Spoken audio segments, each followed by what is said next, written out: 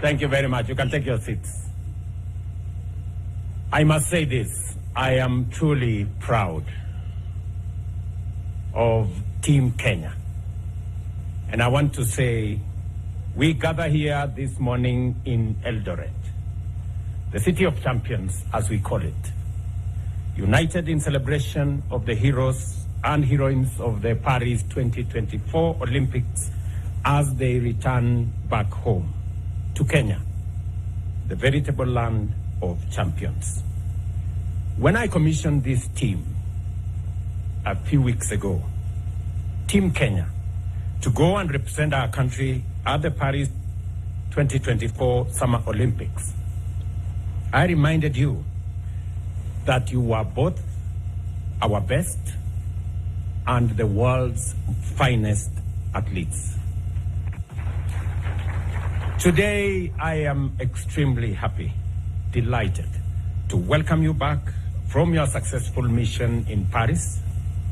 You undertook the calling and understood the burden of shouldering our collective aspirations and dreams as a nation on the global stage. And I say, you did not disappoint. In Paris, our athletes once again demonstrated to the world that when it comes to endurance, determination, and the unshakable will to succeed, we are at the top of our continent and can match the best anywhere in the world. Just imagine, we became position number 17 out of close to 200 countries participating. And as if that's not enough, we became country number 2 in the whole world in athletics. As has been said here, there are countries who celebrate just to qualify to go to the Olympics. Yes, and I'm told number 1 is a huge country called the United States, which is almost a continent.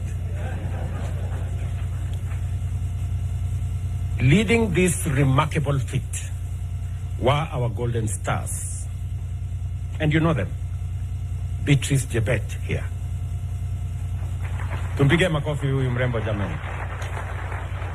Who not only conquered the 5,000 but also brought home gold in the 10,000 meters, marking her place as a true queen of middle distance running. And of course, Faith, the one and only Kipyegon, who continues to rewrite history with her 3rd consecutive back-to-back, as he says in her own words, Olympic gold in 1,500 meters and a silver in 5,000. And we all have a rough estimate of why that 5,000 went the way it did.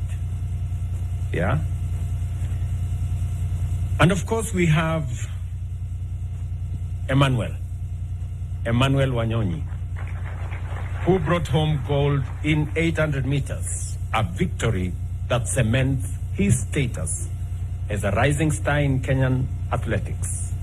And when I had a chat with him this morning, he just graduated, as the president of Athletics Kenya said, from the juniors now to the real game. And he has a bright future, as we all can see. Let me also celebrate Ronald Kwemoy, who secured bronze in 1,500. And Helen, of course, Obiri, and Benson Kipruto brought home bronze in the women's and men's marathons, respectively, reminding us that even in the face of challenges, our athletes never lose sight of the finish line and will fight for glory to the tape. We saw them, and sometimes we never understand the sacrifices that are made, the commitment that is put in place, and the determination over many hours, many days, weeks, months, and years for one to do that final minute dash and win. Congratulations to you all. Your victories are just not medals that you carry. They are symbols of our national character, a testament to what we can achieve when we believe in ourselves. On behalf of every Kenyan, I am profoundly proud of you and grateful to you, Team Kenya, for taking the heart, soul, and spirit of your fellow countrymen to Paris and shining for our motherland.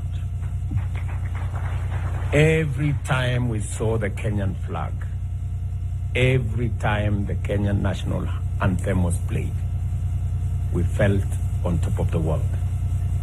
It was quite an emotional moment, and we are very proud to receive you back home. But our pride doesn't end there. As a country, we have set our standards and expectations extremely high when it comes to gold and championships and tournaments. While we acknowledge your impressive performance, we also recognize that our potential remains immense. Our athletics are is increasingly under encroachment from countries that have studied, learned, and perfected our skills to our detriment. As a government, at the national and county levels, we must scale up our deliberate collaboration with all stakeholders, such as sports federations, to develop a sports policy framework that will address these gaps and stop what is going on so that we can progress our sports ecosystem to the place where we all want it to be. We all know why we have 4 gold medals. Because the 5th gold medal on steeplechase is missing. Mr. Murkomen,